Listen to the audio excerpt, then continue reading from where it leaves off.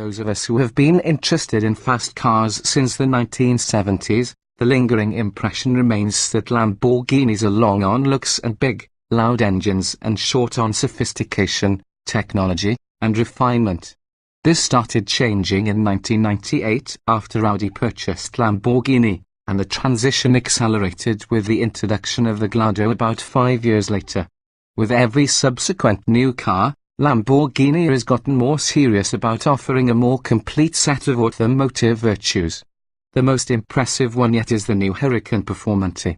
As the name suggests, this is the high-performance version of the regular Huracan, as if such a concept makes sense for a car that can turn the quarter mile in 10.4 seconds at 135 miles per hour in standard form. But the Performante pulls it off, establishing a new production car record of 6 minutes. 52.1 seconds at the Nürburgring Nordschleife. Yes, a Lamborghini test driver was behind the wheel and the car was equipped with super sticky Pirelli P0 Trofeo tyres. But still, that's some 35 seconds quicker than a base Huracan's lap time. A 360-degree approach, achieving such a massive improvement required upgrades in several areas of the car.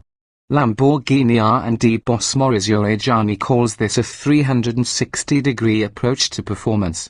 For the Performante, this means more power but also weight reduction, suspension improvements, and the addition of an innovative aerodynamic package. The extra power was enabled by fitting new titanium intake valves. Their lighter weight made possible a hotter intake camshaft profile with greater duration and lift. Coupled with a freer-flowing exhaust system and a less restrictive air filter, the Performante engine makes 29 more ponies for a total of 631 at 8,000 revolutions per minute minus 250 revs lower than the standard Huracan's power peak. Peak torque increases by 30 lb-ft to 443 at an unchanged 6,500 revolutions per minute. The changes make for a usefully fuller power curve above 4,000 revolutions per minute. A weight reduction of about 90 pounds makes this stronger engine's life even easier. The kilos and grams were shaved by fitting more carbon fiber parts on the Performante. These use Lamborghini's patented forged composite technology, which uses inner and outer molds under pressure to create more complex and less expensive parts than traditional laminate construction. In place of the intricate woven fabric pattern of the traditional carbon fiber parts, these instead resemble a black and grey version of tortoiseshell but still look terrific in their own way. There's also a redesigned stainless steel exhaust system that uses simpler plumbing and a central outlet to save £22 alone. Keep in mind that £90 is the net reduction after the weight added by the new aerodynamic package. Reinforcing the chassis to match the additional thrust, the power-to-weight ratio is 7% better. The Performante gets 10% stiffer spring rates and thicker anti-roll bars to produce a 15% increase in roll stiffness. Recalibrated optional magnet or geological dampers match these stiffer components, as do suspension bushings that are 50% stiffer both axially and radially. While the tire and wheel sizes do not increase, about the same as a current Porsche 911 Carrera's, the rubber escalates from standard Pirelli P0s to the track-oriented P0 Corsa tires. And even stickier P0 Trofeo Rs are available as an option. Finally, the Performante gets an aerodynamic package called ALA, which stands for Aerodynamic Lamborghini Attiva. The system adds a front splitter and a prominent rear wing to create as much as 770 pounds of downforce at 193 miles per hour, greatly increasing high-speed grip. The Attiva in the name means active, and the system can reduce its downforce and associated drag, using some clever engineering. In front, a pair of grille flaps can open, relieving the air pressure above the splitter to greatly reduce drag and downforce. In the rear, the wing is hollow, as are its supporting struts, and there's a series of slots on the underside of the wing that are open to its internal cavity. A pair of air scoops located in front of the struts are controlled by motorized flaps and can feed air into this hollow wing. When the flaps are shut, air flows over the wing conventionally, creating plenty of downforce at speed. However, when the flaps open, air flows into the wing and out through the slots, stalling the wing and reducing both downforce and drag.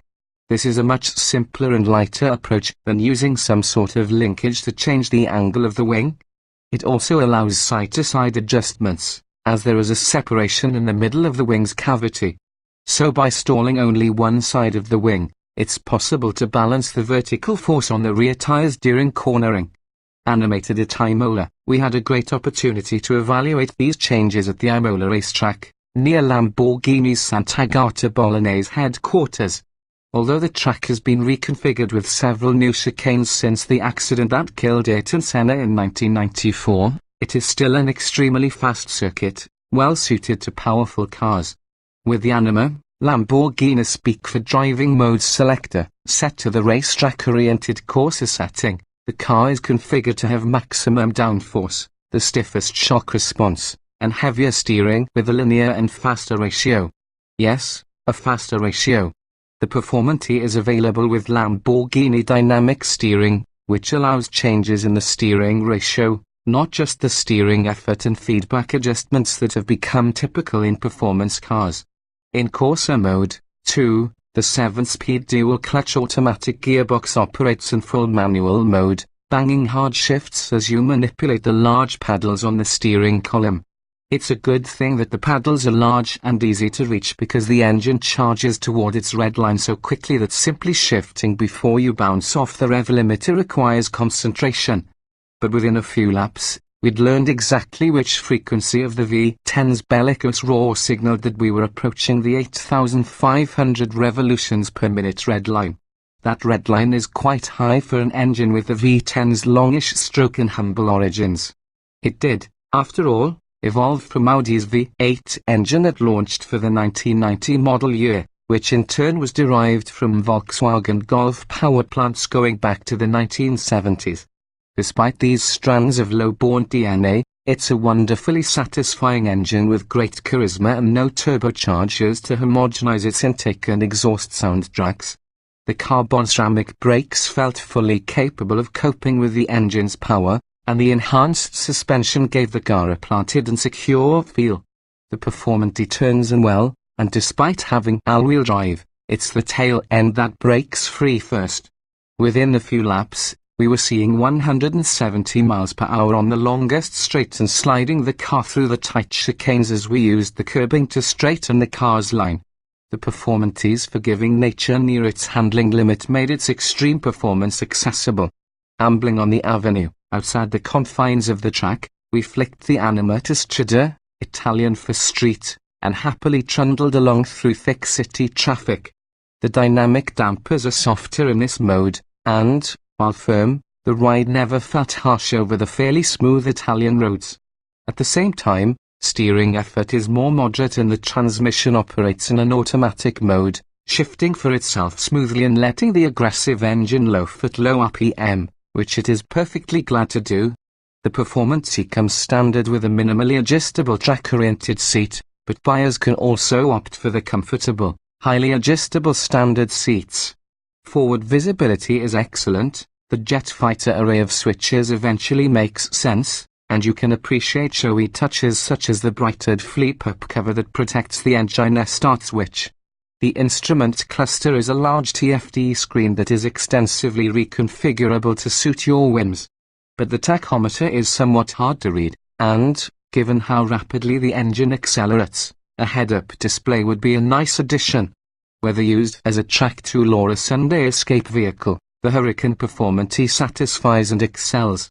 And for those who still believe Lamborghinis are solely suited for turning heads on a street, the Performante is pretty good at that as well.